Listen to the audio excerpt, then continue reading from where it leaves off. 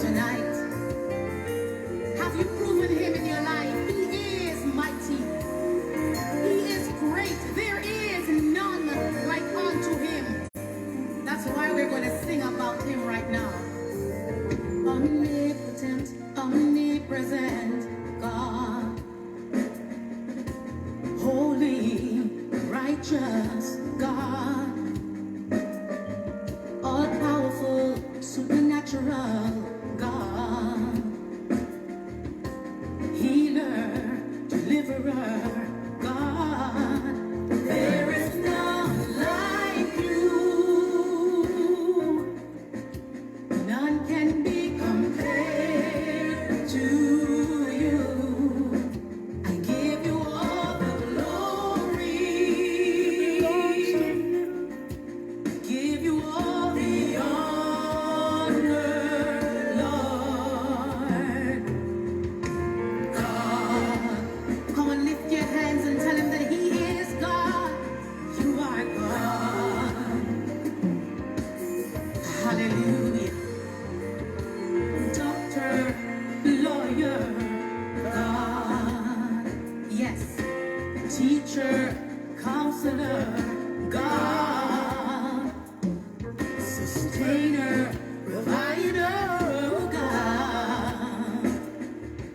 Beginning and the ending. Come on, you sing. There is none like you. None can be compared to you. I give you all the glory. I give you all the honor, Lord. Sing, God. Nobody else like you, Jesus. Nobody else like you, Jesus. Let me tell you what he is to me. Comforter, mighty God, fill my life right now.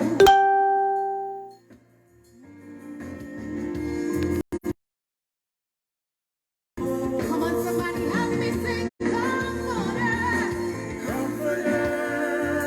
mighty God, come and fill my life right now. Hallelujah. Joy giver, matchless one, saturate this place right now. There is none like you, none like you. I searched all over, none can be compared to. I give you all the glory. I give you all the honor, Jesus. I give you all the honor. Hey, there is none like you. Good night, Mika. None can be compared to you. I give you all my glory. It belongs to you. I give you all the honor. There is none like you. None can be compared to you. I give you all the glory. Yes, I do. Give you all the honor, Lord. God. Come on, somebody say God. Somebody say God. He is omnipotent, omnipresent, holy. He's righteous, marvelous. Hallelujah. Come.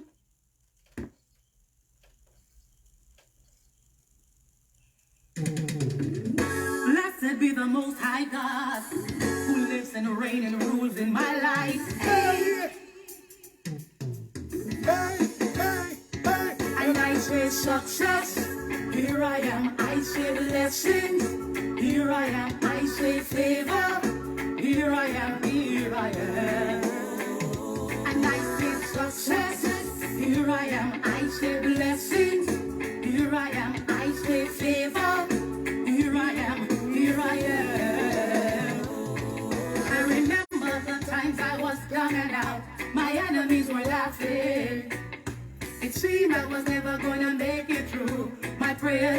hitting the roof, then down to the floor.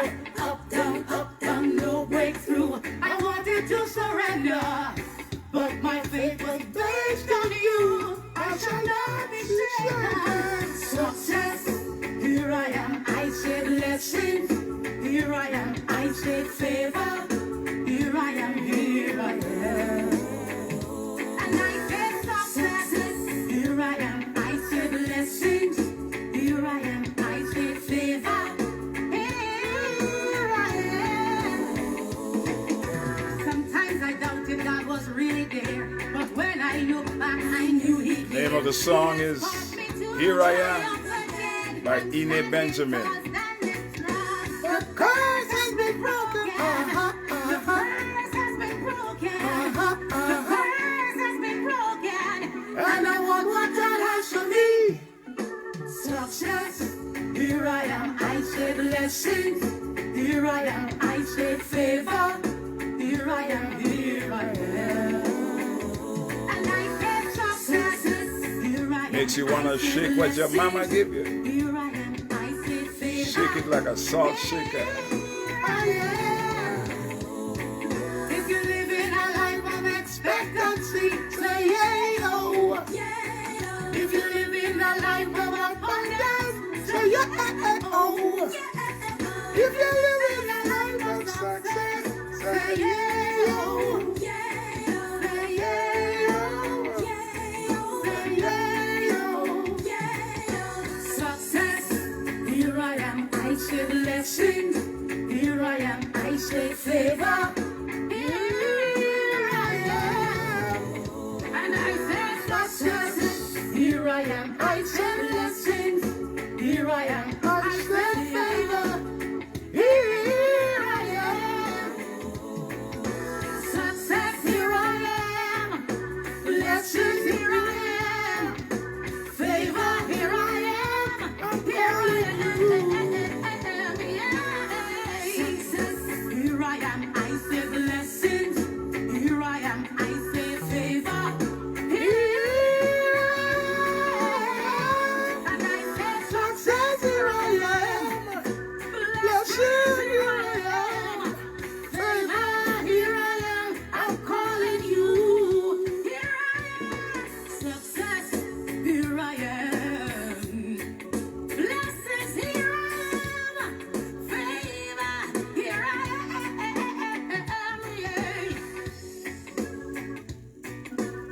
That's Ene Benjamin singing her chart-topping song, Here I Am. What a beautiful song that one is. It just makes me feel a shiver and a quiver in my liver. To God be the glory tonight. We talk about leadership and where you fit into all of this. Are you getting it? Have you gotten it? Genesis 1:26, Genesis 2. Let me read Genesis 2. I'm reading from verse 1 and following. Thus the heavens and the earth were finished, and all the host of them. Genesis 2:1. And on the seventh day God ended his work which he had made, and he rested on the seventh day from all his work which he had made. And God blessed the seventh day and sanctified it, because that in it he had rested from all his work which God created and made. One means to bring into existence without anything, any raw material, just by the spoken word. And one means to take something that exists already and make something else out of it. Create and made are not the same thing. They're two totally different things. And that's another subject matter all by itself. These are the generations of the heavens and of the earth which they were when they were created, in the day that the Lord made the earth and the heavens. And every plant of the field before it was in the earth, and every herb of the field before it grew. For the Lord had not caused it to rain upon the earth. So the seed was in the ground, but the Lord had not caused it to rain, because he didn't want the thing to burst out and begin to grow. And it tells you why. And there was no there was not a man to till the ground. There was not a man to control, to manage, to administrate, because God wanted garden and not jungle. Are you feeling me now?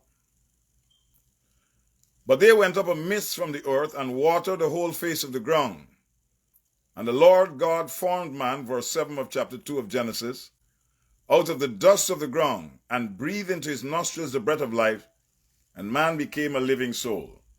So now that the man is on the earth, God was going to send rain later on. They didn't know what rain was. That's why when Noah preached, they look at him like, what is he talking about? What is this rain? There's not water enough to drown us. What they did not know was that the clouds held water above their heads, and the fountains of the deep that were within the earth had enough water. God did not even have to send rain. Just let the fountains start bubbling up, and the water could come from below. But God said, I'm going to send rain. And so rain came. So here we see the absolute necessity of management before water was released. God prevented the seeds from bursting forth because he had no man to take care of business. Man's destiny, therefore, was one of leadership, rulership, control, administration, management. You can't get away from it, no matter how you slice it and dice it. Man was born to lead, not to follow, not to be a slave of anybody, not to be told you are third class or second class, not to be under any man's foot, under any man's knee, under any man's neck. No group of people are to be put down. That's God's plan, and we better stick to it, or else there will be anarchy constantly in the nations of the world. As long as somebody thinks until the philosophy that holds one race superior and another inferior is finally and permanently discredited and abandoned. Well, everywhere is war. Marcus Garvey's words that Bob Marley put to music. Until the philosophy, the kind of mental thinking that holds that one race is superior and another is inferior, until that philosophy is finally and permanently A, discredited, and B, abandoned, until that happens, there will be war. No group of people will take being put down forever and a day. At some point in your life, you say to yourself, no, I'm not going to play this game anymore. Enough of this. I'm done with this nonsense. Enough! And you rise up, and then they have the nerve to say, oh, you're not having peace in the nation. They accuse you of terrorism and all kinds of stuff. Well, how long will your foot be on my neck? And how long will I say I can't breathe? I'm not saying it twice. I'm saying it once. I can't breathe. You don't take your foot off. Somebody's fitting to get a broken leg up in here, a broken knee. Something is going to be taking off of my neck. Let's go back to Genesis 1 and 26. I'm trying to make this point in every which way that I can. I'm going to repeat myself until you get fed up. Oh, he said that 2 weeks ago. Why is he saying that again? Well, he's saying that because you're not believing that. Faith is coming too slow. Genesis 1:26. And God said, let us, that us there is plural. Means he was talking to the Son and the Holy Spirit. Let us. The Godhead is in here. There's unity in plurality. God sets us an example that we can have different job descriptions and functions, and yet we can move together. But you're not going to take the hog of everything for yourself and give me nothing and then tell me to be satisfied. The devil is a liar. Let us make man in our image. God is a leader. He's a leader of the heavens. And if he makes you in his image and his likeness, you are a leader too, because you are like God. You are like God. Let us make man in our image, after our likeness. You are in the image of God. I was home in my country of birth one time, and my second son was out playing on the street. A cousin that I had not seen for about 20 years was passing by, and he saw my second son, snatched him by the hand, and told him, "Let's go see your father." So my son said, "Mister, take your hands off me." And he laughed. He said, "You even sung like him. Let's go." And he said, "I don't know. You take your hand. Loose me, loose me." He wouldn't let him go for nothing. Dragged that joker to the door, knocked on the door, and I came out, and I said, "Hi, John." And he said, "Why you have your passport outside on the street?" I said, "What are you talking about?" He said, "From the time I saw this boy, I knew who he was." And then my son said, "Daddy, who is this?" I said, "That's my cousin John." Image and likeness. He could see the resemblance was so strong that he stopped what he was doing, snatched him, asked him where he was living, and dragged him to the door and knocked on the door laughing. And when I came out, the two of us had a good laugh. I said, "Long time I haven't seen you. What's up, cuz? What's up?" And then my son got to know my cousin. You look like your father. Act like your father. You're a leader, born to be a leader like your father. That is why you have this strong resentment and resistance to people who are condescending when they talk to you, make you feel like you're a dunce, you're a fool, you're an idiot, you're a nincompoop, and they must always run things, and you must always take up third and fourth place. And they don't understand why you can't accept it. You can't accept it because you're in the image and in the likeness of God. And God won't play second fiddle to anybody, neither should you. Let us make man in our image and likeness. Now hear these other two words. Let them. I'm pausing slowly here tonight. The fact that he said let them means whatever is following that is what them, the them that he's talking about, is supposed to do. So when he says let them, listen to what he's not saying. He's not saying let us. He takes the Godhead, Father, Son, and Holy Spirit out of the equation. What is he talking about? I'm glad you asked. Let them have dominion. So dominion on earth has been given exclusively to you. God is not having dominion on earth. You are. We are. Us are. Glory to God. Let them have dominion over the fish of the sea, the fowl of the air, the cattle, over all the earth, and over every creeping thing that creepeth upon the earth. So God created man in his own image. In the image of God created he him. Male and female created he them. And God blessed them. The woman is given dominion too. The man is not given 20 pounds of dominion and the woman given 10 ounces. They are equally given dominion. Equal dominion.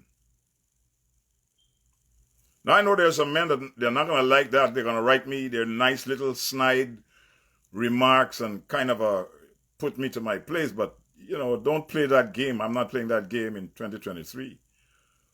That game is over. Well, Reverend, the Bible said the woman should be in subjection to her husband. And she should submit to his authority. I thought the Bible said submit one to another. That's what it says. Submit one to another. Because there will be incidents in life when your wife has a better idea than you. And you're not going to run with a lousy idea just because it's yours. If she has a better idea, the better idea wins the day. Submission is to each other. One to another. Husband and wife I'm talking about. This has nothing to do with our cultural belief. This has to do with Bible. This is not an African belief. This is Bible. And some of you can't separate your cultural norms from the Bible. You believe that your culture is Bible and Bible is culture. No, you're not the Americans do that when they come preach to us. They make us feel like the American way is biblical. That's not true. The biblical way is biblical. Nothing else is. Everything else is cultural. All right, I've picked enough fights for one day. Let me make a point from scratch. The desire to not be anything.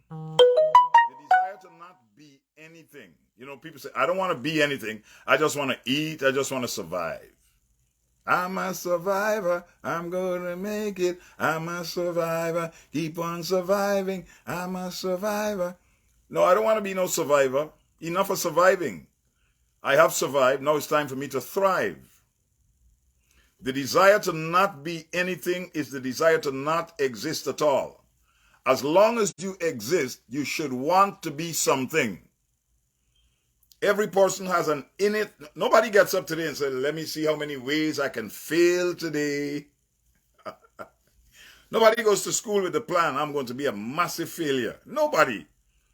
Everybody in their dreams, in their vision, in their fantasy. Because the difference between a dream and a fantasy is the dream, you get up and work the dream to see it manifest. Fantasy is you just have wishful thinking. You're not going to do anything about it, but you see yourself succeeding mightily in life. You know it's not going to happen because you don't like to smell your sweat. Oh, rocker, shocker. The desire to not be anything is the desire to not exist at all.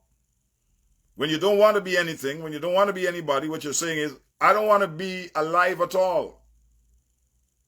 Suicide is easy for people who have no goal control and for people who have no self-control. They don't want to manifest anything in the world. They just want to live and sing that song. Que sera, sera. Whatever will be, will be. The future's not ours to see. What will be, will be. And they sing that song. That's their mantra for living. Whatever will be, will be. What is going to happen, let it happen one time. I'm not interested in changing my circumstance. I don't want to be anything. Well, I want to be something, and I want you to be something with me. And anybody who's going to be around me, you're going to have to be something with me. I told the church years ago, I said, look, if you're a member of this church, you got 3 years to move out of your apartment. We don't believe in renting. You're going to own something. It is not bringing any glory to God if you're going to be a part of our church and you're still renting after 3 years. So everybody get with the program. And guess what? We got with the program. You got to lead people somewhere. You can't all be renters and living under the landlord. Come on. Glory to God. The desire to be nothing, to not be anything, is the desire to not exist at all. Anybody who doesn't have ambition, stay away from them. Stay far away from them. Because a person who has nothing to lose is a dangerous individual. They don't care about life. They don't care about their life, so how are they going to care about your life? Are you feeling me now? You are a leader. You're not going to be a leader. You're a leader who has not discovered himself as yet. I remember I read in this article one time of an eagle that was wounded, and they got the eagle and started feeding it amongst the yard fowls. And it began to grow bigger than the yard fowl, stronger than the yard fowl. But it was around there trying to cluck and trying to do all that yard fowls do. And then one day, an eagle flew by, swooped down, and stood on the fence watching this other eagle. Like, what are you doing there? And he's looking up like, what are you doing up there? And he's walking around like a chicken, cluck, cluck, cluck. And then this other eagle leaped off the thing and got into the air and let out that eagle song and circled the property.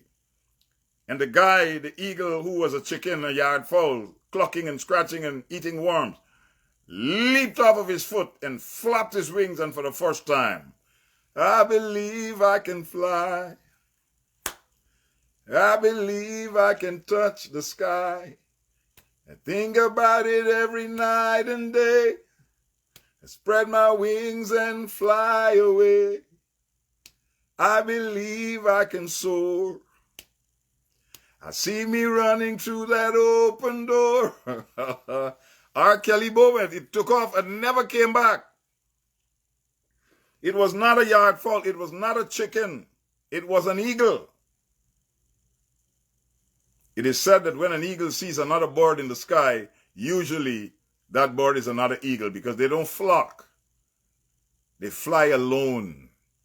They need the room for their wingspan. You're a leader. You were born to lead. And that cry in you, that call in you, that irritation in you, that anger when people are condescending and demeaning and putting their proverbial knee on your neck, that thing in you that says, no, I was born for more than this. I'm better than this, so much better than this. Yes, I'm better than this. I can do much more than this. I'm not just called to be, I will fulfill my prophetic destiny. I'm rising higher, higher than I've ever gone before. I'm not going to do less. No, I am going to be so much more, so much more.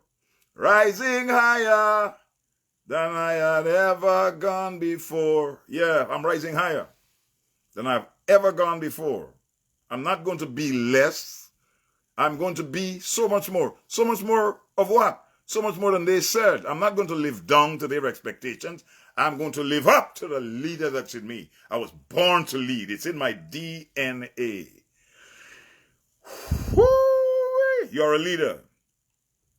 You are created to lead. Leadership is your purpose. Leadership is your history. Leadership is your now, and leadership is your destiny. I've got 40 points for the message tonight, so we got to get cracking. It's quarter past 7. 15 minutes are gone.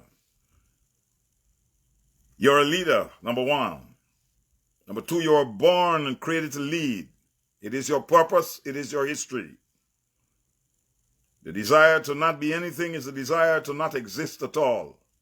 It's preferable to go along your way, go into eternity, smell daisy by the roots, than to sit around doing nothing and wanting to be nothing. Number four, many people don't believe they can lead because all their lives they've been told, you ain't nothing, and you're ugly on top of that. And your mama ugly too. Oh, glory, glory, glory. They don't believe that they can lead. They have never been mentalized in that way. They have never been told, I see greatness in you. I see leadership in you. I see abilities in you that you have not tapped into yet. No, they're always told the negative. You ain't nothing. You ain't nothing. You ain't nothing. Our society is 8 times more prone to tell you a negative thing. And it's the 9th time that you hear something good. For every 8 things you hear, all of it is negative. For every 9th thing you hear, 1 of the 9 is positive. That's why we are so prone to believe that we can't lead in any way, shape, or form.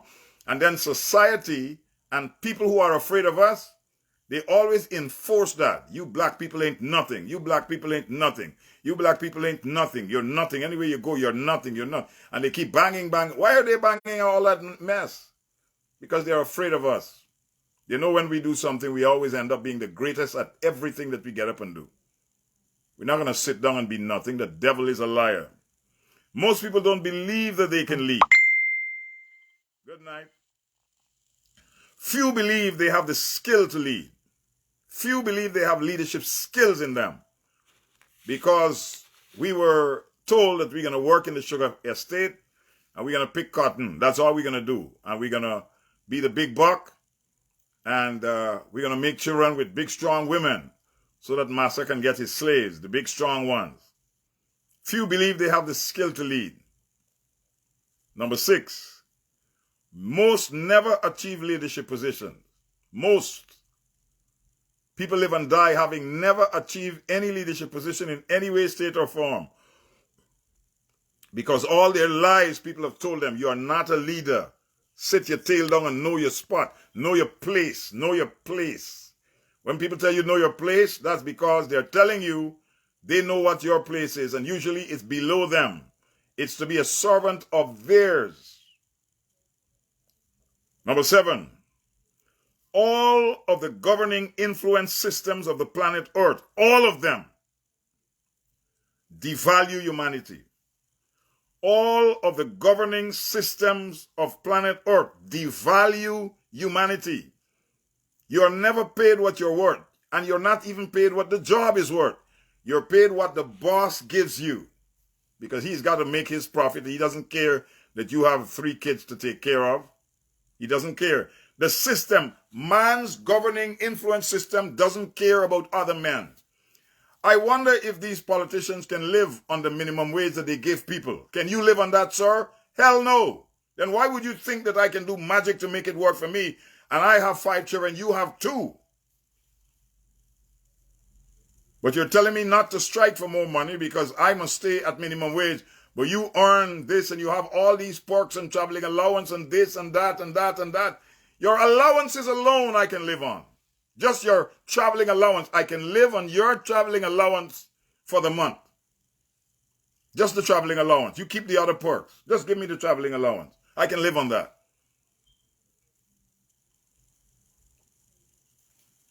All of man's system devalue other men.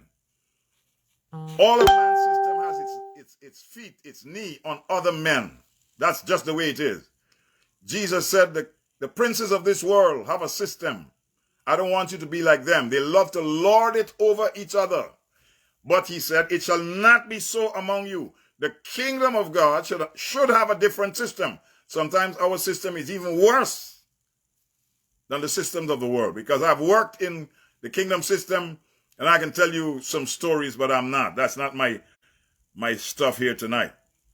Number 8, we are conditioned by society, by teaching, by brainwashing. We are conditioned to follow the gifted, to follow the charismatic.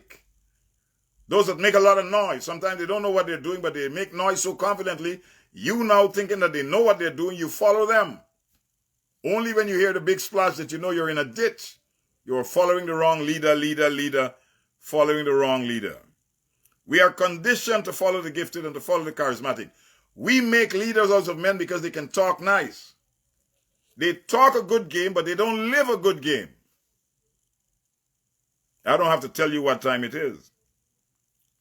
Number 9, few of us recognize our God-given leadership. Few of us find what we are good at. Few of us find out what God has made us to be and then pursue that with passion and with excellence. Few of us.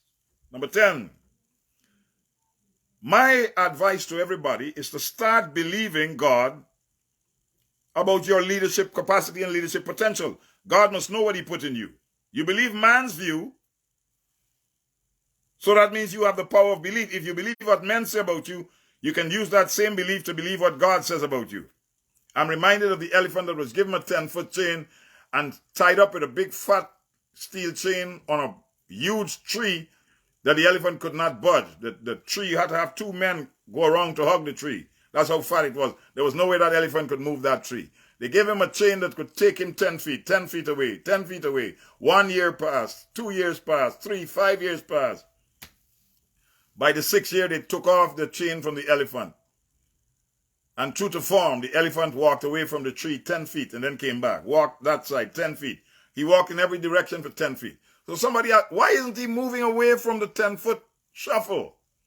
And they said he has been trained, he has been mentalized. During the 1st year, he did everything in his power to break the chain. Sometimes during the 2nd and 3rd year, he would make an effort. And when he found out he could not break the chain, after he had gone 10 feet and strained with all his weight, with all his strength, with all his power, and couldn't break the chain, he submitted to the law that says you can only go 10 feet away. And the elephant is engaged in the 10-foot shuffle, even though it's free to go. It has been conditioned, brainwashed to believe that that's how much it can do. A lot of our people, Caribbean people in particular, have been brainwashed to believe that the West and North American countries and Europe, they know about life and they know how things should go, but we don't know. Oh yes, we do. We do know. But we have been conditioned to believe that their thing is superior. All that tin stuff that they sent to us, and we ate up that tin stuff like it was good food, and we give up our naturally grown stuff. What we call fresh is just from the sea to the place where you clean it and salt it and fry it and curry it or whatever. Our fresh is just from the tree. You pluck the mango from the tree. and you rub it on your pans and you bite and eat. That's what we know as fresh. I went to the store one time and I asked the man concerning the fruits that he was selling. And he said, yes, they're fresh. They're just 2 weeks old. I burst out laughing and he asked me, what are you laughing at? It's fresh. And I told him, I said, fresh to me is off the tree. He said, yeah, I know what you're talking. Where are you from, Jamaica? I said, no. As long as you look like me, they think you've got to be from Jamaica. We exchanged our good stuff for the tin stuff, for the preservatives and additives and all the other genetically modified stuff. Uproot and substitute has always been the plan, the plot, and the ploy. And we have drunk the Kool-Aid. Are you feeling me now? Oh, glory to God. My challenge to you is to stop doing the 10-foot shuffle. Challenge yourself.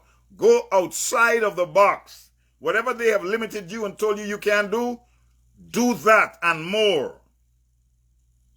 Do what they told you cannot do, and then do some more. Number 11. All of us have a measure of glory that we bring to the world. The Bible says it this way. The stars differ in glory, but every star has its own glory. We differ in glory, but everyone has their own glory. You are a bringer of glory. When a tree is producing 1,000,000 mangoes, every time the mango season, that tree is in all of its glory. Are you feeling it, brother, now? Oh, yes. The glory is the manifestation of what you were born to do. That is why when Brian Lara is scoring runs, when LeBron James is scoring points, when Bob Marley is singing reggae and they hit a spot, there's a moment of synchronicity when you're one with the audience and the audience is one with you, and you're singing or you're preaching and they're giving you the amen and you're giving them the scripture and they're giving you the amen and you're giving them the scripture and they're giving you the amen. It seemed like you're in full flight. What are you doing there? You're in all of your glory. Glory is the manifestation of the thing that God has put inside of you to make you bless the world with. You are not in your glory when you're doing a 10-foot shuffle, when you can go 1,000 miles. Oh, I feel a quiver in my liver right now. I feel the anointing of the Lord to get up and preach. These days I've been feeling my preacher coming back. Hallelujah. We differ in glory, but we all have our own glory. There's a glory that the world has to see that will come only through you. You have your own glory. Don't let anybody tell you you ain't nothing. Number 12, tradition, A, and mentalization, the brainwashing process, B, has given us a negative view of ourselves. The whole education system is given to make us remember. Now, as an educator, you used to be an educator, Rev. Yes, I used to teach. And the government still owe me 10 months' salary. They haven't paid me yet.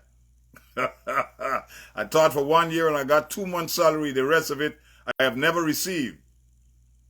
So if you check the list for my name there and tabulate my paycheck, multiply it by all the monies you owe over the years that I wasn't teaching. But the whole education system now is not to teach you to think, but it's teach you to regurgitate the answer that they gave you. So it's all by rote. It's repetition. It's remembering what the teacher said and give back to the teacher what the teacher said. But it doesn't make you challenge the system. It doesn't make you think for yourself. It is not really education. And then when you do get to the crux of the matter, to the truth of the matter, a lot of our textbooks are basically blatant, outright lies. Christopher Columbus is a liar. Columbus was a mighty sailor. He sailed the 7 seas. He said he discovered the Caribbean and he called it the West Indies. Columbus lie. Columbus lie. Columbus lie. Columbus lie. He tell everybody he discovered the West Indies. He never tell nobody. He had to run and hide from Apache. Columbus lie. Columbus lie. Columbus lie. Columbus lie, lie, lie. He said he discovered. If he discovered, how come there were people there? They didn't discover? It always amuses me that when one group of people find a place that was found a long time ago, they call it a discovery. But the group of people living there, they didn't discover a thing. Come on, y'all, give a brother a break. You discovered. To hear them tell it, man, they discovered everything. They made everything. They invented everything. The only thing some people invented was the patent office.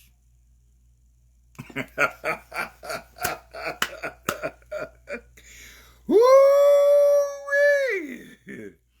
Tradition and mentalization has given us a negative view of ourselves.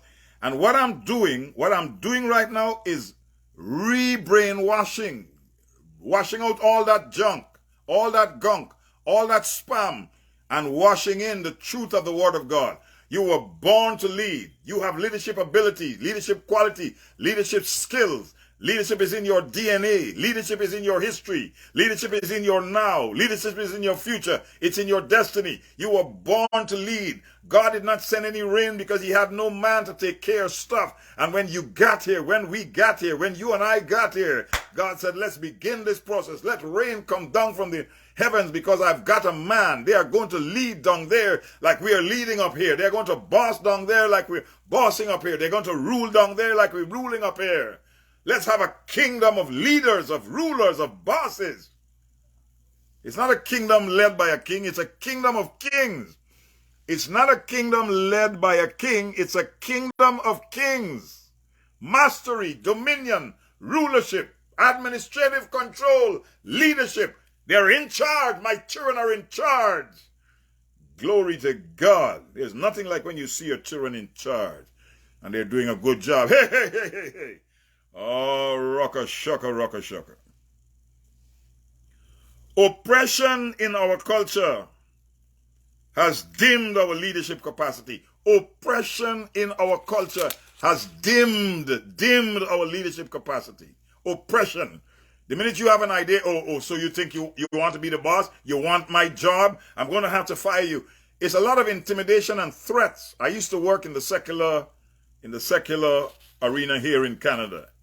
And to hear the way supervisors would talk to you that are working under them. The first week I worked, I had to tell the supervisor, I said, if you're going to talk to me, sir, don't use expletives when you're talking to me. I was so not accustomed to that kind of a raggedy, cussing, bad word, filthy language, that when I landed in that place and practically everybody was letting out curse words like nobody, I thought, whoa, whoa, whoa, whoa, whoa, whoa. Hold it. I don't know where you guys are from and, you know, how you deal with each other, but when you talk to me, don't talk to me like that. They looked at each other like, who is this alien? E.T. phone home. I couldn't believe that, and their brethren that go to work and deal with that every single day. People cussing them, people insulting them, people talking to them like a dog. No, itchy double toothpicks, no, no. Don't talk to me like that. He said, who do you think you are? I had to catch myself like, whoa, this is a totally different environment. I had way more respect for the brethren that I have to go out in that environment on a daily basis and deal with human hogs. People that hog them, mistreat them, shout at them, yell at them, threaten them with firing. And they know they have bills to pay. They can't get another job in that much of a hurry. Whew, boy. Tradition and mentalization has given us a negative view of ourselves, and then oppression in our culture has dimmed our leadership capacity. So when I'm talking about leadership, it runs across the grain. It sounds irritating to them because they're not accustomed to being told, I'm a leader? What? What are you talking about, Rev?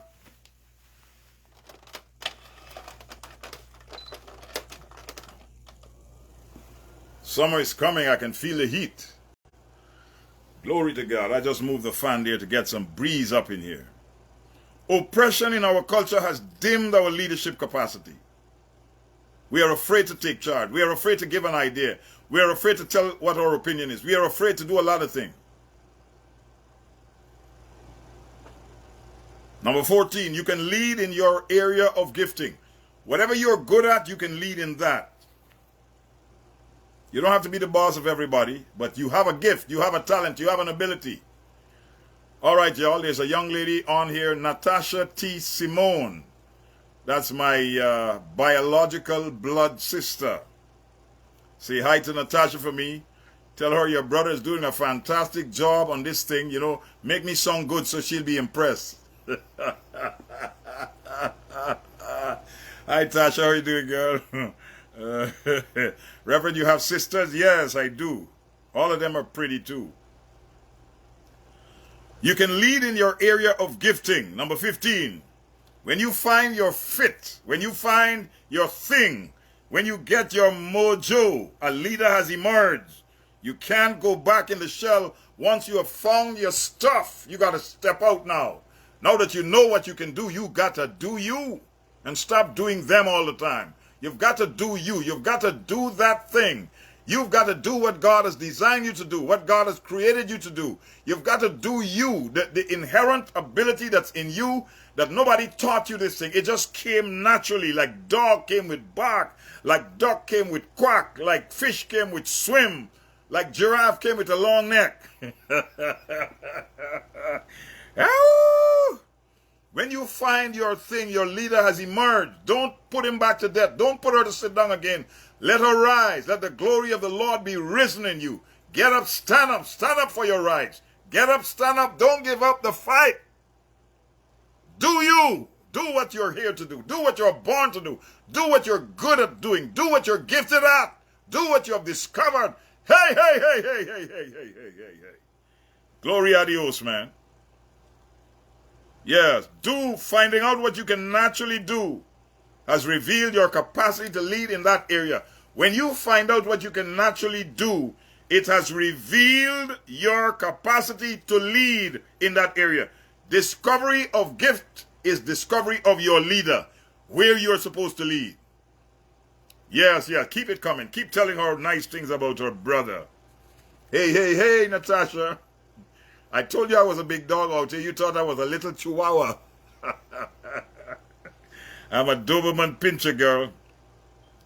Self-discovery causes your sleeping leader to emerge. Self-discovery causes your sleeping leader to emerge. When you have discovered what you're great at, your leader has come. Your gift is a pointer to what you're here to lead in. And for God's sake, don't sit it down. Don't let it die. Don't let anybody talk you out of it. Get up. And if you're a mouse, the mouse must roar because you have found your inner Mufasa.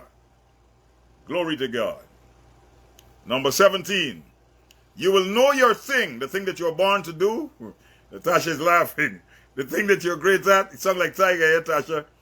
You will know your thing because it will come easily to you. You will do it with zero stress. Other people, when they do it, they get exhausted, they get tired, they get stressed out. They huff and puff, they can barely sit down like the proverbial Humpty Dumpty. But when you do it, it's done easily. You will know your thing that you're born to do because it will come easily to you and you will do it stress-free. When other people do it, they get tired doing it. You know, they're oh my goodness. Woo, woo. Let me go and get a rest. Let me go and get some lemonade. They got to get all kinds of things to prop them up. But you can go another hour. They say, come on, sit down, rest. Let's take time out. You don't want to take time out. Why? It's you. You have found your fit.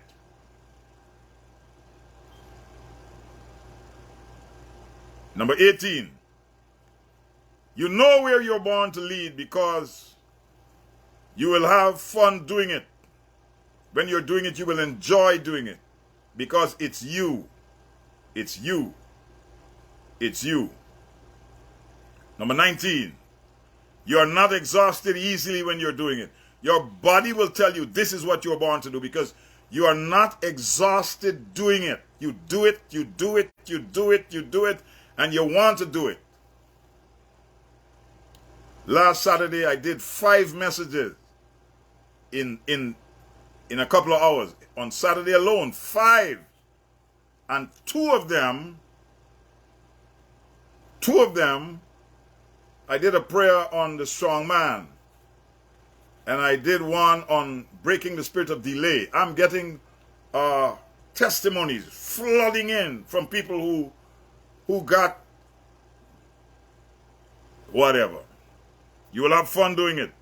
You will not be exhausted easily when you're doing it. Number 20. People will pay you to do it. Number 21. It is your passion. Number 22. People will seek you out to do it for them. They will seek you out to do it for them. I get invitations all over the world to go and minister. And they take care of my ticket. They take care of the hotel that I'm going to stay at. They take care of transportation. And when I get to that country, there's usually a big basket because I tell them I'm a fruitarian. I'm not a vegetarian. I'm a fruitarian. So all kinds of fruits they bring. I can't eat that for the week that I'm there. I have to call some of the young people and tell, come on, take some of this home. Because it's too much. I'm talking monster-sized baskets of every goodie in the book.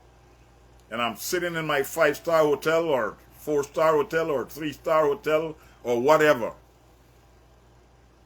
Your gift will make room for you and it will not bring you before mean men. Soon as I get the call, I said, first thing, you rest, Rev, we got the ticket and we're going to this, that, and we're going to make sure this and we're going to make sure that. Come on, talk to me. Can you come? Let me check my busy schedule. Glory to God. Number 23, you can do it without pay and not complain. Number 24, it has a way of making room for you and opening large doors. Number 25, you never retire from it. It's you. A horse can't retire from neighing and decide I'm going to be a giraffe tomorrow when I leave off being a horse. I'm going to be a giraffe. I'm going to be a giraffe. I'm going to have a long neck. I'm going to be a giraffe. They're going to give me a freck. I'm going to be a giraffe. A horse can't decide to be a giraffe when it resigns. It's going to stay a horse. A giraffe can't decide I'm going to be a hippo. I want a hippopotamus for Christmas. Only a hippopotamus will do. Don't want rhinoceroses. Want a hippopotamus. I want a hippopotamus. Da, da, da, da, da. He's a vegetarian. It has a way of making room for you and opening large doors. If your gift is not opening doors, it's not a gift, it's an embarrassment.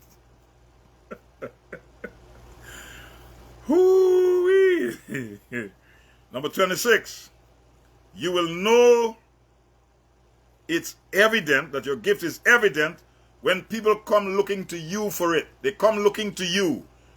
There are 6 other people doing hair or doing nails, but when they go into that place, they don't want anybody else to put their hand on your head but that person.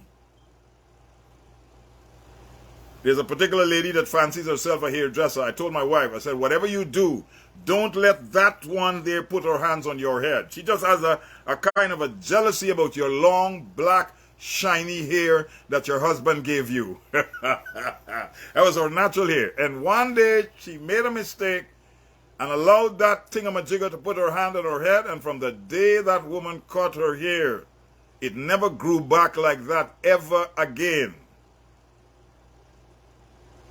There are people that are blights and there are people that are blessed. You've got to know the difference. Your gift will make room for you. You cannot retire from it. You will know that it is evident in you. It's beginning to show when people come looking to you to do it. I want my nails done and I'm going to her. I want my hair fixed and I'm going to her. Or sometimes to him. Glory to God. Number 27. that gift, that thing that God has given you, you will make it a study. And you will expend hours on doing it differently, doing it with more class, doing it faster, doing it slower, doing it thinner, doing it fatter, doing it louder, doing it softer, but doing it. Yes, number 28.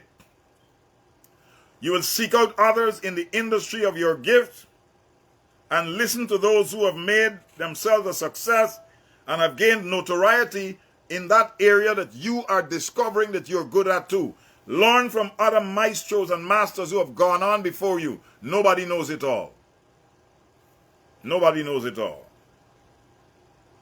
So listen to those who are succeeding at the thing you have now discovered that you can do. Glory to God. Number 29. You will easily spend money on books, tapes, CDs, DVDs, seminars. You'll go across nations to see and hear them do their stuff that you want to do, and you won't complain about it. I used to leave Guyana and go down to Bahamas in the days of Dr. Miles Monroe to sit in his conference and sit myself down, listen and take notes and buy up all the books that I can buy. Take them home and read them, soak them up. Read them once, twice, thrice, fried rice, and then give them to somebody else who would read them once, twice, thrice, fried rice, and hand them to somebody else who will read them once, twice, thrice, fried rice, and pass them on to somebody else. And before long, 50 people have read the book that one person bought.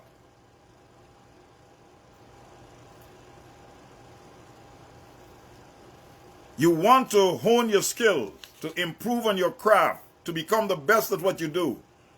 You don't want to do your leadership thing sorta. You want to do it with excellence, with grace, with greatness, with hey. Janice Aqua. The it factor. People see you and say, wow. Give me 2 of those. Yes. You'll spend money on it. No investment is too great for you to manifest your gift. Stop being El Cheapo. Number 30. You will want new ideas and you will learn them. And not only will you learn them, you will teach them enthusiastically. You will learn new ideas, new ways of doing this stuff. A lot of people were left back when the phones came in and started to take over everything. A lot of photographers were left back when people no longer had to go and wash their films and all kinds. They didn't tap into the new way of getting things done. You've got to stay current, stay on top of your game, stay ahead of the times.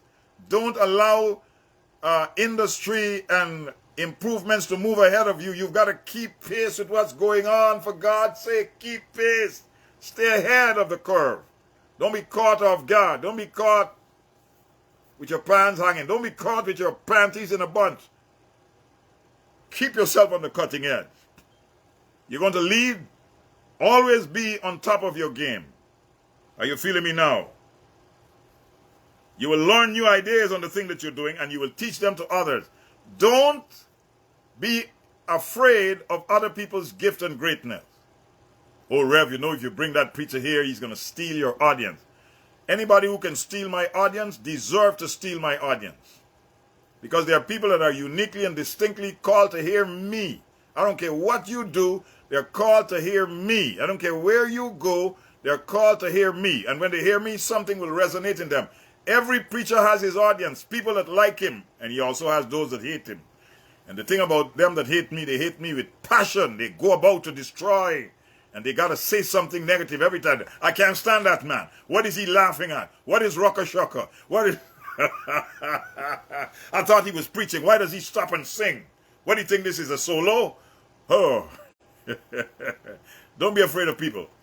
Never be afraid of people. Because in the 8 billion people that are on the planet Earth, there is only one you. And when they want to hear you, they got to come to you, not to anybody else. Number 31. When you find your thing, you will want to teach it to others. You want to mentor others and see them raised up and become great at their thing because you have been raised up and you have become great at your thing. Never try to hide pointers from people. Give them the pointers. Let them know your secrets. One man, I saw a karate movie back in the day when I liked karate movies. And this guy came to the master and he said, "Master, I want to learn from you, teacher." And he was a coach from scratch. He's always laughing and, carrying on behind the mentor's back. And when he thought he had learned enough, he joined a rival gang and beat up the mentor's best guys who could fight, and had the nerve to challenge his teacher. And somewhere down in the fight, because he was younger, he was getting the upper hand. He was beating his teacher. And out of nowhere, the teacher pulled one. Boom, shakalaka. And knocked him into next week. And when he got up, knowing that he was beaten, he said, "Where did that come from?" And the teacher said to him, and this was a line that when I heard it, I said, "That can preach." The teacher said to him, "I taught you all you know, but I did not teach you all I know." I said to myself, yes, yes, yes. The teacher kept back a trick or two because he said, "I could see it in you, that traitor. I could see the traitor in you. And I thought I would not teach you everything. I'll hold one back just in case the day comes when you challenge me. And then I'll pull it out of my basket and I'll beat you with it." And the teacher sent him on his way, having put a whooping on his bony behind. So there are some people who you can teach all that they know. But you don't teach all that. You know what I'm talking about. I will leave that alone. And then, of course, there are other people, you teach them all that you know because you want the world to be a better place. And you know if you give them all the tools, that they are on God's side, they are on the kingdom side, they are going to do their best for the glory of God. Yeah, there are people you can see a traitor in them. They're all about the money, money, money, money. All about the money, money, money, money. All about the years. Forget about the children. It's all about the It's all about the blah bling, blah bling, blah bling. It's all about it. You want to see the best version of them and the best version of yourself manifesting through them. Number 33. You will do your gift passionately, but you must also remember to do your gift compassionately. I was in a service in Scarborough, Ontario, Canada. And in my opinion, the senior pastor, for some reason that night, was in an angry mood, and he pretty much tore into the people for about an hour and 35 minutes. Now this is after the song, the hymns, the worship, which went on for an hour. So that's 2 hours and 35 minutes. The people are sitting there. I am still the designated preacher for the night. Let me ask you a question. Why do you guys invite guest preachers and then you take up all the time, which are 64 special songs and your 200 worship songs, and you sing one song 72,000 times? Why do you do that? If you invite me, I want an hour minimum to deliver my sermon, and then I want to pray for the people. So if your service goes to 2 hours, you should not have 1 hour worship. Then you have to make announcement. Then you have this special singer who doesn't sing special at all. But that night, because you have a special program on, the person who can't sing is allowed to sing a special. Don't put nobody who can't sing on my special. When I'm there to preach, get your best singer. I don't want to hear nobody croaking here. I'm not going to have mercy on them. Get your best singer when you have an invited speaker. Put your best people forward. Don't try a thing and bring old granny, 95 years old, and she can barely walk with her. It takes her half an hour to get up and to walk. It's like, I'm all for elderly people being a part of the program, but look, man, look, come on. We got to get this thing right. The world never shows you their worst performance. They always give you their best. Why should it be different in church? You give me that microphone and give me time. So that night, when they were done, at 9:45, that's when I got the mic.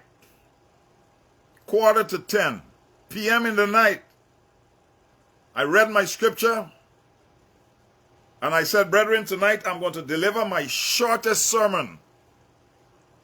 and I compressed the points that I had in front of me into 1 minute, 60 seconds of, I just blast through 1, 2, 3, 4. And when the 60 seconds were up, I said, amen, let's stand. The grace of the Lord Jesus Christ, the love of God, and the fellowship of the Holy Spirit, rest, remain, and abide with us all in Jesus' name. Amen. And they said to me, Rev, you finished? I said, yes. The people jumped on their feet and they started clap and whistle and blow, yeah, yeah. And then they said to me, that's the best sermon we ever heard. Standing ovation. The people wanted to go home. They couldn't take another hour sermon, half an hour sermon. And I had enough sense to know, no, these people are being abused. I'm going to let them home early. That's my shortest sermon I ever preached. It lasted 1 minute, 60 seconds, if that much. First place I ever got a standing ovation. I'm not looking forward to more of those, but you know. Well, now if the preacher is abusing the people, I start coughing and give him a signal. Let me have the mic, Rev. Let me take it from here. Because what you're doing ain't working and you won't stop. Most have passion, but no compassion. You've got to learn to balance compassion and passion. If all you have is compassion, you'll have a wild church. Because they know pastor love them. And you're going to have people misbehaving because they know you can't put a stop to it. But if all you have is passion and no compassion, you're going to be a brute. You're going to mishandle people. You're going to mistreat people. Because you have passion. You got to get this thing done. You got to balance passion with compassion to lead. Because you got to love people no matter what you do. One pastor asked me, I was handing over a church to him, and he said, what advice you have to give to me? I said, advice number 1 that I have to give to you is to love the people.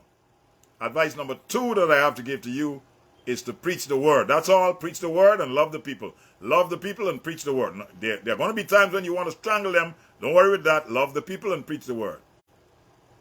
Years later, I went back to that church.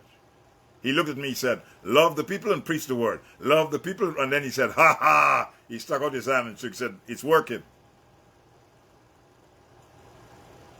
Because he could preach the word, but every now and then, when his anger boiled over, he would abuse the people. Most have passion, but no compassion for people. Number 35. A leader must inspire people on a regular basis because the world is full of drama and stress, and people need inspiration, and you must be an inspirational presence, as well as you must open your mouth and inspire people constantly. You are never done as the preacher, as the man of God, as the woman of God, as the leader. Even when things are not going well, don't you dare have your bottom lip dragging. Pick up your bottom lip and come up in here and tell us things are going to be all right. And it is going to be all right. Being miserable wouldn't make things change for the better. So quit yourselves like men, ye Philistines. Number 36. Your gifts will surprise those with low expectations of you. Low expectations of you. So dream big and attempt great feats, for nothing is impossible with God. Your gift will surprise those who have a low expectation of you.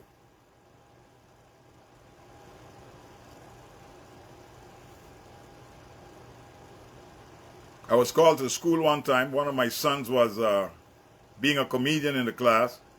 And he was disrupting the teacher, and this teacher in particular, she could not handle it. So she called for me to come in. I went in there. And she said she doesn't mind if he will do his comedy during the break. But he's being comedic at the time when she's trying to teach.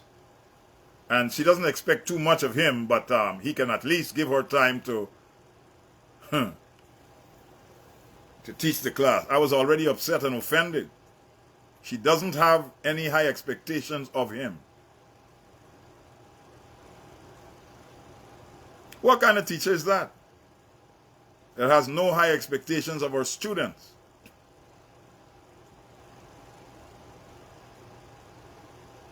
And I know what she's talking about. I said to my son in front of her, I said, don't you ever live down to her expectations. And she was taken aback. She said, Excuse me? I said, you heard me. Don't ever live down to her expectations. She doesn't have a high opinion of you. She thinks you're not going to be a high achiever. And you know you were born for more than this. You're an eagle. Stop scratching around like a yard fowl, and I'm never coming back to this classroom again to hear this kind of stuff. Am I clear? And I give him the stinkest eye I could muster and left the classroom. I never got another call for anything else. There are people who have low expectations of us. They don't think we are thinkers. They don't think we are high achievers. They don't think we know much. They think all we're good at is basketball. All we're good at is singing. All we're good at is being clowns on the stage. I'm better than this. So much better than this. I am better than this. I can do much more than this. I'm not just called to be. I will fulfill my prophetic destiny. I'm rising higher, higher than I've ever gone before. I'm not going to do less. No, I am going to do so much more, so much more. Rising higher than I had ever done before. Yeah. Paul was called to be an apostle, but Paul became what he was called to be. You're called to be a leader. Rise, leaders of God in Zion, rise. Let the mouse get up and roar. Let the pussycat become a lion. Let God arise. And let the enemy be scattered. Your gift will surprise those with low expectations of you, so dream big. Number 37, to lead, you must be willing to serve your gift even to the unthankful and the ungrateful. To lead, you must be able to serve your gift in front of the unthankful and the ungrateful. There will be times when what you're doing will not be appreciated by the people because they don't know what you're out there doing. They have a very lousy opinion of you or people from your nation or people from your race, and they don't think that what you're doing will be of any value to them. And some people are surprised when they see you perform. They say, where did all of that come from?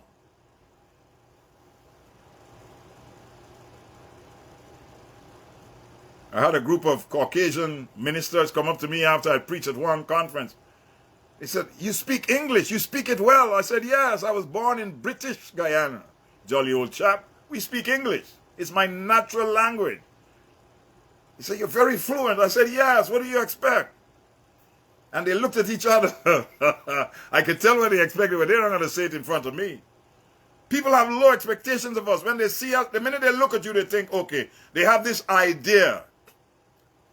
I still have the people that work in stores when I go, particularly stores that sell shoes. I don't know why. As soon as I get in there, somebody's coming behind me. Yes, sir. Hello. Can I help you? I said, no. I'm looking for a size 10 shoe. I will know the shoe when I see it. I do not need your assistance. Go help that guy over there. I'm all right. I'm fine. And I say it with my best voice. But I'm irritated. Because there are 50 of us in the store. They're not following anybody else. But the one guy that is looking for his size 10 shoes. They think you come there to shoplift because in their minds, all you people do is shoplift. You're going to have to lead in situations where people suspect you.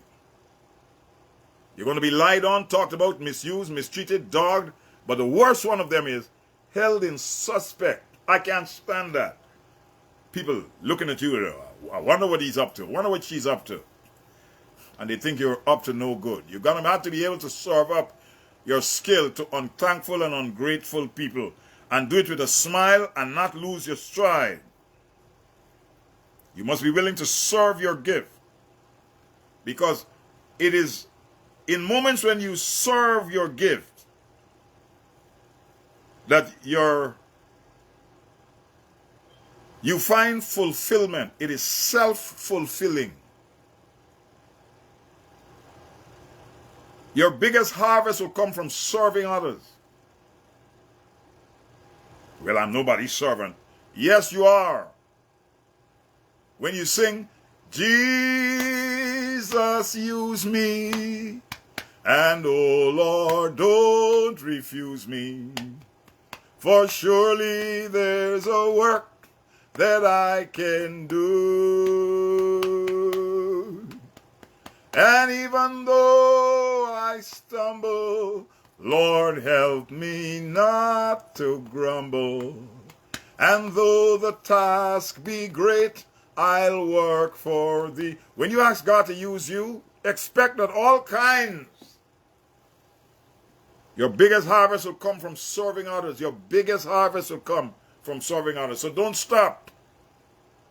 Let your gift flow. Let your leadership take charge. Take command. And when you're in charge, take charge. Don't let anybody run you off the stage or come and usurp your authority or take up more time than they should take. It takes us a week to get back to church. And so when you get there, make sure everything works together for good to them that love God and are called according to his purpose. Don't let any joker in the leadership of the chorus sing 57 choruses when you told them sing 5. When the 5 is finished, walk up on the stage if you have to. Take the mic from them nicely if you have to. Don't let anybody do whatever they want to do just because they're in a mood to sing a special and it's testimony time. They come up there, take the mic and start singing. Not today. I'm in charge here. We're not having no special song today. Come next month. God bless you. Go back to your seat and sit there.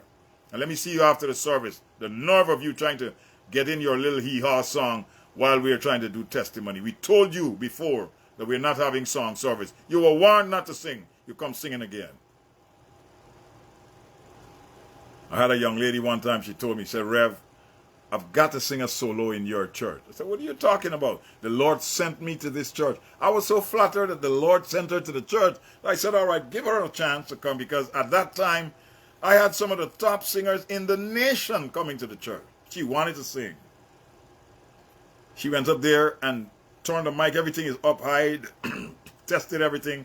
Perfect. She went up there to sing a solo. She doesn't want any backup or anything. She's going to sing solo. She was singing so low we couldn't even hear her. And when she was done, the clap was kind of a half-hearted, like, who is this joker? And why couldn't we hear her voice? Well, she's singing so low. So she thought singing solo meant you got to sing it low. So she was singing so low we couldn't even hear her. About a month later, I saw her in another congregation, and she was the soloist. So when the service was done, I went over to her and said, how come you told me the Lord sent you to our church? She said, yes, the Lord did send me, but when I saw all of the people in there that can sing, I decided to come over to this church. I'm the big singer over here. She will never improve in her singing because she was afraid of the excellence of the other girls in our congregation. You can't improve singing with a congregation of people that nobody is a singer down there. Who else will sing but you? You are the only diva around here. She's one of these bathroom divas. They sing in the bathroom and convince themselves that they're a singer. Greatness happens when you serve your gift. Leadership is releasing your thing. It's releasing yourself. Leadership is releasing yourself. It's not binding people to you. Too many of us pastors love to control the church and control the people. You do what I want. You do when I want. You do what I tell you. I'm the man of God around here. Yeah. You're just an insecure guy. Insecure girl. Leadership does not mean you get to roughshod your way over people and boss and bully them around. I've seen it too many times.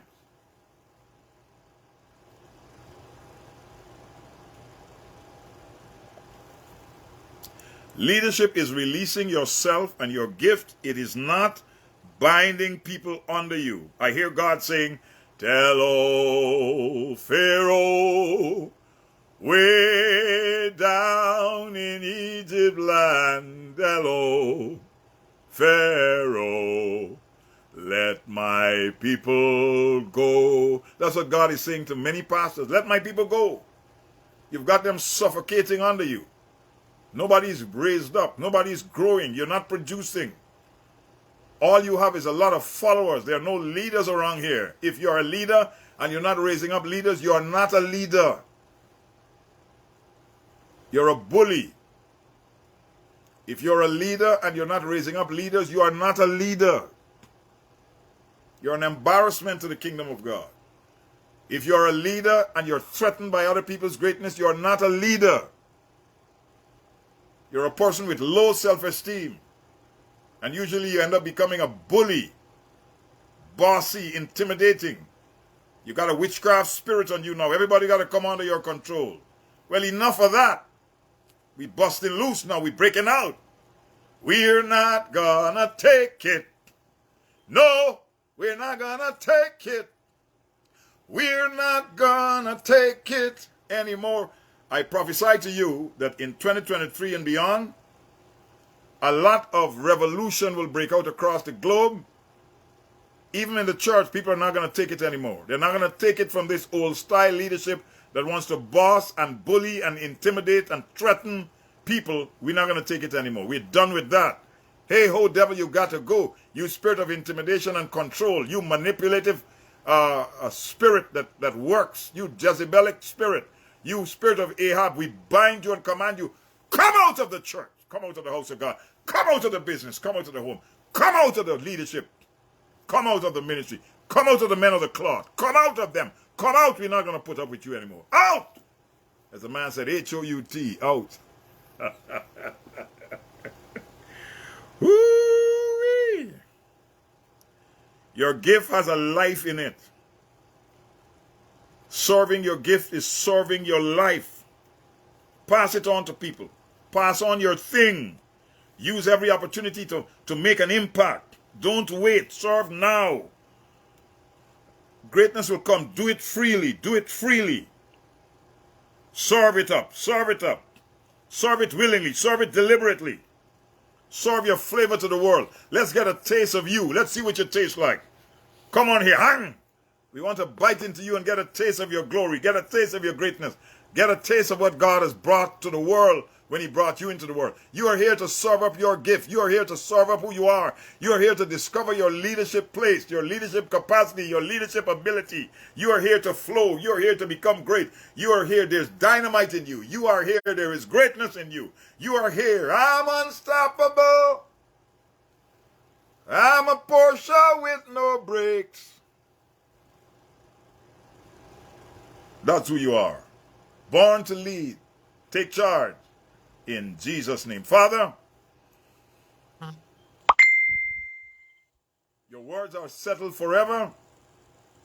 And tonight, we are rising up from being intimidated followers to becoming exciting, influential leaders in the place that you have placed us, in the nation that you have placed us, in the business that you have placed us, in the company that you have placed us, in the congregation that you have placed us. Hey, we were born to lead, and here we come, here we come, here we come. Here we come. We are releasing our leadership role, releasing our leadership capacity, releasing our leadership ability. Hey, hey, hey, hey, hey. Oh, Rocker Shucker, felt the anointing of the Lord on my soul. Stop following and lead. God bless. The boom is out. Have a good one, y'all. Hi, Lorleen Smith. How you doing? Long time no see. Natasha, you see your brother did an impressive job tonight. Amen.